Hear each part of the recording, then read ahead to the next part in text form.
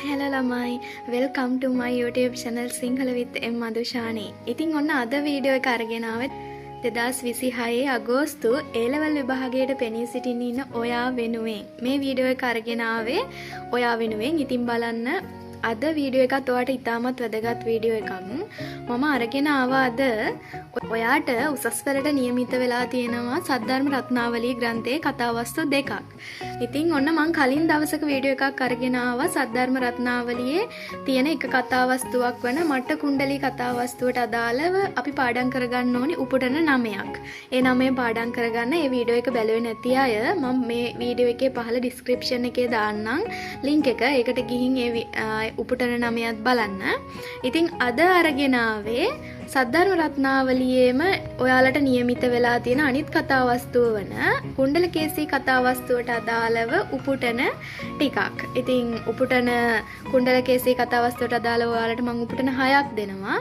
මෙතන කුණ්ඩලකේසී කතාවස්තුවේ උපුටන 6යි මට්ට කුණ්ඩලී කතාවස්තුවේ උපුටන 9යි මේ ටික පාඩම් කරගත්තොත් ඔක්කොම උපුටන සද්ධර්ම රත්නාවලියට එතකොට 9යි 6යි 15ක් තියෙනවා. මේ 15 පාඩම් කරගත්තොත් ඇත්තටම සද්ධර්ම රත්නාවලිය ඇසුරින් අහන ඕනිම ප්‍රශ්නයකට ඔයාලට උත්තර ලියා ගන්න පුළුවන් කියලා කියන්න පුළුවන්. ඉතින් හැමෝම එහෙනම් බලන්න මේ උපුටන 6 මොනවාද කියලා අපි බලලා ඉමු. හරි. බලන්නකෝ දැන් මම ඔයාට දීලා තියෙනවා සද්ධර්ම රත්නාවලියේ කුණ්ඩලකේසී කතාවස්තුවට අදාළ උපුටන 6ක්. මේ 6 පාඩම් කරගන්න අනිවාර්යයෙන්ම. මේකේ පාඩම් කරගත්තොත් ඇත්තටම ඔයාට පුළුවන් සද්ධර්ම රත්නාවලියේ දැන් මම කලින් දීලා තියෙනවා මට්ට කුණ්ඩලී කතාවස්තුවේ උපුටන 9ක්. ඒ 9යි මේ 6යි 15 පාඩම් කරගත්තොත් ඔන්න සද්ධර්ම රත්නාවලිය ඇසුරින් අහන ඕනිම ප්‍රශ්නයක් ගොඩ දා ගන්න ඔයාට පුළුවන් වෙනවා. බලන්න මන් දීලා තියෙනවා පළවෙනියටම සත්මාල් මාලිගාවේ උඩුමාලේ ශ්‍රීයාන් ගබඩාවක රූපත්ව උපන්නාට පාටෝපේට සිරගේක ලූවා සේ ලූහ. දැන් මේ අවස්ථාව කුණ්ඩලකේසීව සත්මහල් පායේ අර එයාව හිරි කරලා තියෙනවනේ අම්මයි තාත්තයි. එයා ඊටමත් රූප සම්පන්න නිසා එයා කම මිත්‍යාචාරයෙන් වළක්වා ගන්න ඔන්න එයාව අර මහල් 7ක් වන නිවාසයේ උඩ මහලේ මෙයාව ඔය කුටියක සිර කරලා තියෙනවා. ඉතින් ඒ මම දැක්කුවේ මම ඔය කියපු විදිහට සිටුදුවනිය කාම මිත්‍යාචාරයෙන් වළක්වා ගන්න සත්මහල් මාලිගාවේ උඩු මහලෙහි කුටියක නවත්වලා තියාගන්නවා පිටතට යන්න නොදී.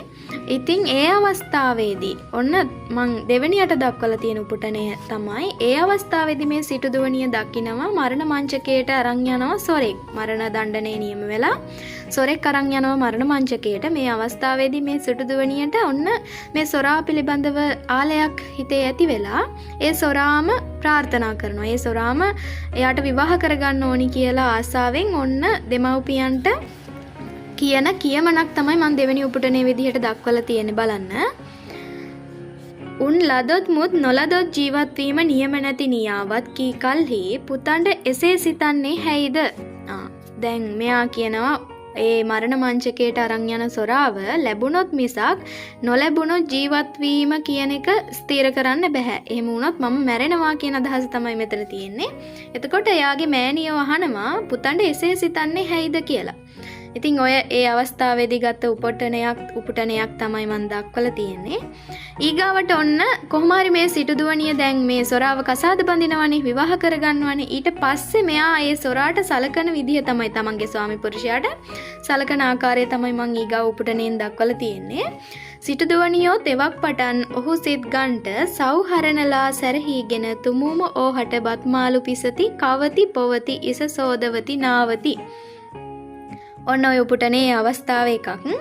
ඊගාවට ඔන්න දැන් මේ විදිහට දැන් සොරා සහ සිටු දියණිය ජීවත් වෙනවා. නමුත් සොරාගේ හිතේ තියෙන්නේ කොයිතරම් මේ එයාට සැප සම්පත් හම්බ වුණත් දැන් සිටු දියණිය නිසා එයා මරණ දණ්ඩනයනුත් බේරුණා. නමුත් එයාගේ හිතේ තියෙන්නේ සොරකම් කිරීමේ අදහසම තමයි. එයා හිතනවා දවසක් මෙන්න මෙහෙම.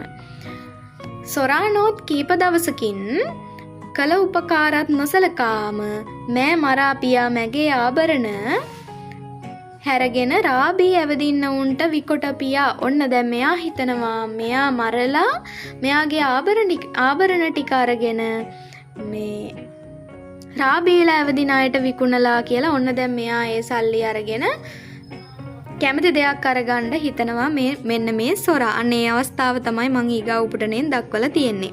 ඊට පස්සේ උපුටණයෙන් මං දක්වලා තියෙන ඕන දැන් සිටුදුවණිය දැනගන්නවා මේ සොරා විසින් තමන්ගේ ස්වාමිපුරුෂයා විසින් ඇයව මරණයටපත් කරන්න හදන්නේ කියලා. එයා මේ අවසාන අවස්ථාවේදී සොරා මරන්න ඔන්න එයාගේ වටේට කැරකිලා පිටිපස්සෙන් සහ ඉදිරියෙන් එයාව සිප ගන්න අවස්ථාව තමයි මං ඊගා උපුටණයෙන් දක්වලා තියෙන්නේ. මෙන්න මෙහෙම තියෙනවා. මෙවක් පටන් උඹ වහන්සේගේ මා දැක්මකුත් මාගේ උඹ වහන්සේ දැක්මකුත් නැතයි කියලා ඉදිරි දිසාවේ සිටත් සිපගෙන පියා පිටිපස්සේ සිටත් සිපගෙන පියා. ඔන්න අර සොරාව පර්වතයෙන් පහළට තල්ලු කරන්න හදන අවස්ථාවේ උපුටණයක් තමයි මං ගත්තේ. ඊට පස්සේ ඔන්න ඊගාව උපුටණය තමයි මේ පස්සේ දැන් සිටුදුවණිය සරියුත් මහරහතන් වහන්සේ හමු වෙලා උන්වහන්සේගෙන් බණ අහලා දැන් මහාන වෙන්න කැමති වෙනවා. ඊට පස්සේ බුදුන් වහන්සේ ළඟට ගිහින් ඔන්න බුද්ධ ශාසනයට එකතු වෙලා දැන් එයා ටික කලකින් රහත් භාවයට පත්වන අවස්ථාව තමයි මං ඊගාව උපුටණයෙන් දක්වලා තියෙන්නේ.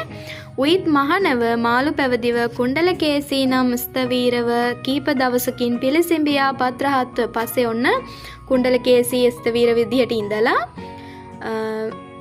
රහත් තෙරණියක් බවට පත් වෙනවා. ඉතින් ඔන්න ඔය උපුටන 6 තමයි ඔයාට මේ කුණ්ඩලකේසී කතා වස්තුවේ පාඩම් කරගන්න තියෙන. ඉතින් ඇත්තටම අමාරු නැහැ. බලන්න පාඩම් කරගන්න අනිවාර්යයෙන්ම ඔයාට පුළුවන්.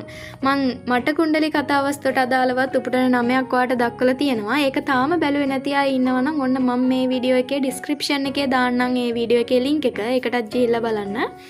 ඉතින් මෙන්න මේ උපුටන දැන් මෙතන කුණ්ඩලකේසී කතාවස්තුවේ උපුටන 6යි. අතන මට කුණ්ඩලී කතාවස්තුවේ උපුටන 9යි. ඔක්කොම උපුටන 15ක් ඔයාට පාඩම් කරගන්න තියෙනවා සද්ධර්ම රත්නාවලිය ඇසුරින්. සද්ධර්ම රත්නාවලිය මේ උපුටන 15 පාඩම් කරගත්තොත් ඔයාට පුළුවන් විභාගෙට එන ඕනිම ප්‍රශ්නයකට උත්තරයක් ලියන්න.